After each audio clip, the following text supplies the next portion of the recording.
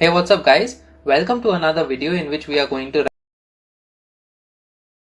assign the number to the year, and we are going to use this sc object followed by dot next end. So this is the statement that is responsible in order to take the input from the user and assign that number to the year variable. Now how do we check whether this year is a leap year? We are going to simply use the if else condition. So over here, if the year is exactly divisible by 4, which means year %4 is it equal to 0, in this case we are going to check whether the year is divisible by 100 or not. So again we are going to have the if condition and year %100 is it equal to 0, and if the year is perfectly divisible by 100, that means it is a century year. Then again there is another condition whether this year is divisible by 400. So we have year %400 equal to, so we will simply finding the leap year. So now after this algorithm, what we will do is we will simply print whether the entered year is a leap year or not. So after this else part, we will have the print statement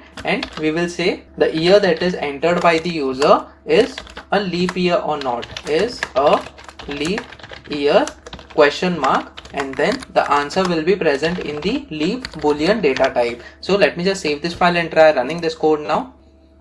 So guys, enter year to be checked. So for example, 2020 was one of the leap years. So I will provide 2020 over here and then I'll press enter. So it says 2020 is a leap year. Another leap year was 2012. So I'll run this code once again. So let me.